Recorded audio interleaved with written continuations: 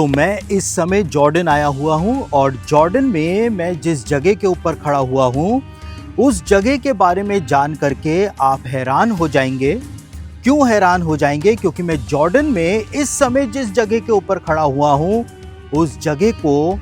पेला नाम से जाना जाता है। और पेला नाम की ये जगह मसीही इतिहास के अंदर बहुत ही ज्यादा महत्वपूर्ण है, क्योंकि जो भविष्यवाणी यीशु मसीह के द्वारा 2000 साल पहले की गई थी वो भविष्यवाणी जो है वो यहाँ इस जगह के ऊपर आकर के पूरी हुई थी। लूका रचित सुसमाचार उसके 21 अध्याय के 21वें वचन के अंदर यीशु मसीह ने इस बात को अपने शिष्यों से कहा था कि जब तुम यरूशलेम को सेनाओं से घिरा हुआ देख लो तो जो यहूदिया में हो वो पहाड़ों के ऊपर भाग जाए।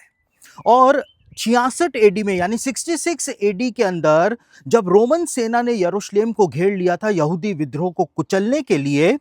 तो जितने भी मसीही लोग यरूशलेम के अंदर रहा करते थे वो सारे के सारे मसीही लोग जो थे वो लूका रचित सुसमाचार 21 अध्याय उसके 21वें वचन के अंदर जो भविष्यवाणी यीशु मसीह के द्वारा दी गई थी उस भविष्यवाणी पे विश्वास करके वो यरूशलेम छोड़ करके यहाँ इस क्षेत्र में यानी कि पेला के अंदर भाग आए थे। और इन पहाड़ियों के अंदर जो गुफाएं बनी हुई हैं इन गुफाओं के अंदर आकर के मसीही लोग जो थे उन्होंने शरण ले ली थी। और जब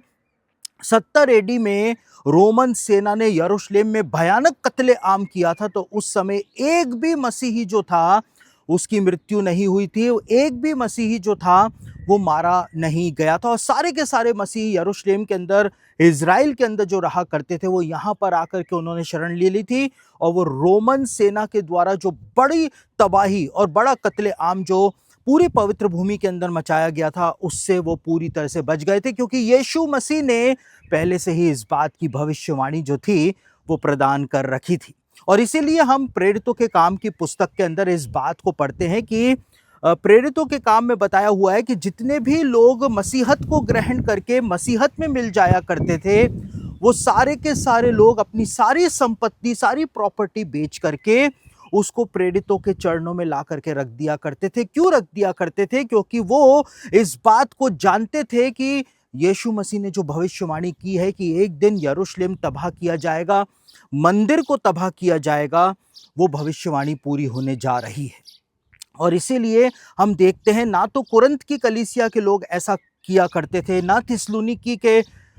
विश्वासी ऐसा किया करते थे, ना इफिसियों के, ना कुलुसियों के, ना फिलिपियों के, कोई भी कलीसिया के विश्वासी ऐसा नहीं किया करते थे कि अपनी सारी संपत्ति बेच करके और वो सारे पैसे को प्रेरितों के चरणों में ला करके रख दें। ऐसा नहीं किया करते थे। सिर्फ यरूशलेम की कलीसिया ऐसा कर रही थी क्योंकि उनको पता था कि यीशु मसीह ने क्या भविष्यवाणी यरूशलेम के लिए प्रदान कर रखी है। साथ ही साथ 4वीं सदी का जो मसीही इतिहासकार हुआ जिसको इसेबियुस के नाम से जाना जाता है, इसेबियुस ने भी अपनी इतिहास की किताबों में इस बात को बताया है कि प्रथम शताब्दी के जो मसीही लोग थे जो यरूशलेम के अंदर और इज़राइल के दूसरे क्षेत्रों में रहा करते थे वो भाग करके लूका रचित सुसमाचार 21 अध्याय के 21वें वचन की भविष्यवाणी के आधार पर भाग करके यहाँ पेला के अंदर आ गए थे, जो आज हमारे समय में जॉर्डन देश के अंदर नॉर्थ वेस्ट जॉर्डन के अंदर पाया जाता है। यहाँ पर वो आ गए थे और इन गुफाओं के अंदर आकर के उन्होंने शरण ले ली थी। और इसीलिए इसेबियुस ने अपनी इतिहास की किताब के अंदर इस बात को बताया है कि यहीं पर ही मसीही लोग जो थे उन्होंने बाद में पहला चर्च जो था वो पेला के अंदर बनाया था, जिसके अवशेष हमको आज यहाँ पर देखने को मिल जाते हैं कि पहला चर्च उन्होंने यहाँ पर बनाया था और यहीं पर ही वो इबादत किया करते थे, क्योंकि ये एक प्लेस ऑफ रिफ्यूज था, यानी उनके शरण लेने का, उनके प्रोटेक्शन की एक जगह परमेश्वर के द्वारा निर्धारित की गई थी, बनाई गई थी। और इसलिए इस जगह को प्रथम शताब्दी के और उसके बाद दूसरी, तीसरी और चौथी शताब्दी के जो मसीही लोग थे वो बहुत ज़्यादा महत्व इस जगह को दिया करते थे। तो मैं इस समय पेला के अंदर खड़ा हुआ और यहाँ पर जो फीलिंग है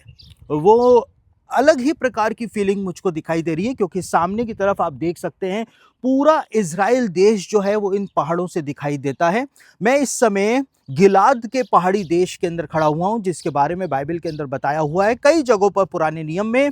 गिलाद के पहाड़ी देश की बात की गई है। मैं गिलाद की पहाड़ियों के ऊपर इस समय खड़ा हुआ हूँ। सामने पूरा पवित्र भूमि जो है, इज़राइल देश जो है वो दिखाई दे रहा है। मैं जॉर्डन देश के अंदर इस समय हूँ और पेला के इन रिमेन्स के बीच में जब मैं खड़ा हुआ हूँ, यहाँ पर एक अद्भुत अद्भुत एटमॉस्फेयर जो है वो आज भी पाया जाता है।